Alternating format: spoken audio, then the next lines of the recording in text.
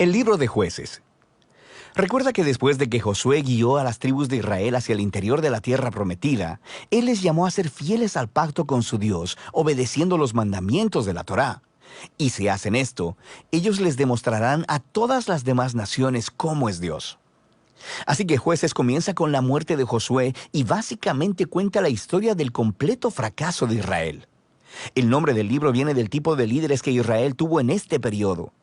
Antes de que tuvieran reyes, las tribus fueron gobernadas por jueces. Ahora, no pienses en algo como una corte. Estos eran líderes regionales, político-militares, algo así como un jefe tribal. Y necesita ser advertido, el libro de Jueces es muy perturbador y violento. Cuenta la historia de la corrupción moral de Israel, de su mal liderazgo y básicamente de cómo vinieron a ser semejantes a los cananeos. Pero esta triste historia también debe generar esperanza para el futuro, y puedes ver esto en la manera en que el libro está diseñado. Hay una larga introducción que prepara el escenario para el fracaso de Israel, porque ellos no expulsan a los cananeos que quedaron.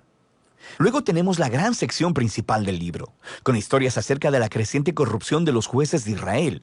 Y la progresión de la narración muestra cómo los líderes de Israel pasan de bastante buenos, a malos y a peores. La sección final es bastante perturbadora y muestra la corrupción del pueblo de Israel en su totalidad. Así que profundicemos para explorar un poco más cada parte.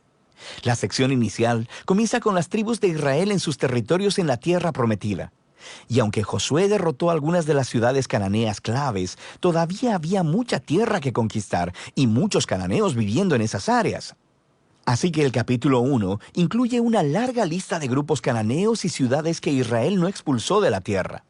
Ahora, recuerda, el objetivo de expulsar a los cananeos era evitar que Israel adoptara la corrupción moral y la manera de adorar a sus dioses mediante el sacrificio de niños.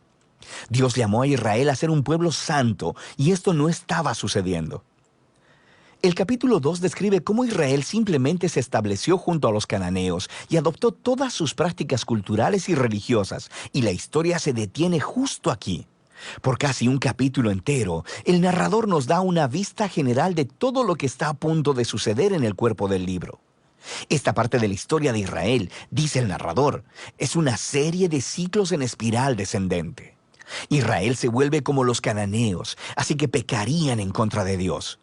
De manera que Dios les permitiría ser conquistados y oprimidos por los cananeos, y eventualmente los israelitas verían su error y se arrepentirían. Así que Dios levantaría a un libertador, un juez de entre Israel, que derrotaría al enemigo y traería una era de paz. Pero Israel eventualmente volvería a pecar, y el ciclo volvería a empezar. Este ciclo provee el diseño literario y el flujo de la siguiente sección principal del libro. Se repite para cada uno de los 6 jueces principales cuyas historias se relatan aquí. Ahora, las historias de los primeros 3 jueces, Otoniel, Ahod y Débora, son aventuras épicas, pero también son historias extremadamente sangrientas. Los jueces mismos o las personas que ayudaban al juez derrotaban a sus enemigos y libraban al pueblo de Israel. Las historias de los siguientes 3 jueces son más largas y se enfocan en las fallas del carácter de los jueces, quienes se vuelven peor cada vez. Así que Gedeón comienza bastante bien. Es un hombre cobarde, pero eventualmente termina confiando en que Dios puede usarlo para salvar a Israel. Así que él derrota a un enorme ejército de madianitas con solo 300 hombres, llevando antorchas y cántaros de barro. Pero Gedeón tiene un carácter bastante malo y asesina a un grupo de israelitas porque no lo ayudaron en su batalla, y de ahí todo va de mal en peor. Él hace un ídolo con el oro que ganó en sus batallas, y después que él muere, todo Israel adora al ídolo como a un dios, y el ciclo comienza otra vez. El siguiente juez principal es Jefté, quien es algo así como un matón de la mafia que vive en las montañas. Y cuando las cosas se ponen muy mal para Israel, los ancianos vienen a él y le ruegan por su ayuda. Y Jefté era un líder muy efectivo. Ganó muchas batallas contra los amonitas, pero estaba tan poco familiarizado con el Dios de Israel que lo trata como a un dios cananeo. Jura sacrificar a su hija si gana la batalla. Esta trágica historia nos muestra qué tan bajo ha caído Israel. Ya no conocen el carácter de su propio Dios, lo que los lleva al asesinato y a la falsa adoración. El último juez, Sansón, es por mucho el peor. Su vida empezó con mucha promesa, pero a él no le importa el Dios de Israel. Era promiscuo, violento y arrogante. Ganó brutalmente batallas estratégicas contra los filisteos, pero a costa de su propia integridad, y su vida termina con un violento asesinato en masa. Ahora, una nota rápida. Notarás un tema repetido en la sección principal del libro. En momentos claves, el Espíritu de Dios empoderará a cada uno de estos jueces para lograr grandes actos de liberación.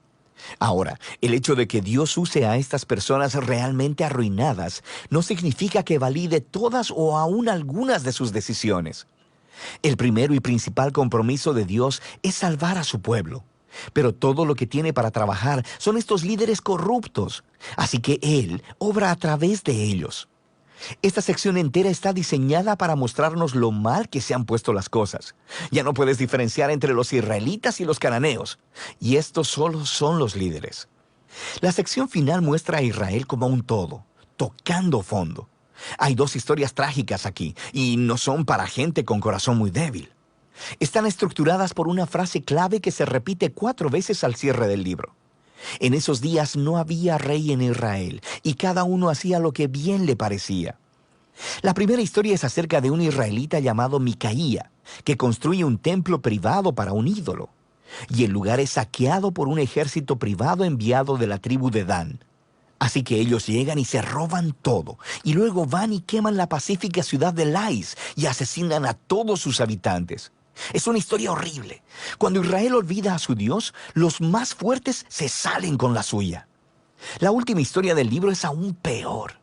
Es una impactante historia de abuso sexual y violencia que conduce a la primera guerra civil de Israel.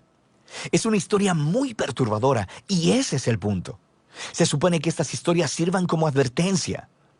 El descenso de Israel a la autodestrucción es el resultado de apartarse del Dios que los ama y quien los salvó de la esclavitud en Egipto. Israel necesita ser librado de nuevo, ahora de ellos mismos. El único rayo de esperanza se encuentra en esta frase repetida en la última parte del libro. De hecho, forma la última oración de la historia. No había rey en Israel. De manera que el escenario está listo para que los siguientes libros cuenten los orígenes de la familia del rey David, el libro de Ruth y también los orígenes del reinado mismo en Israel, el libro de Primera de Samuel. Pero la historia de los jueces tiene valor como tragedia.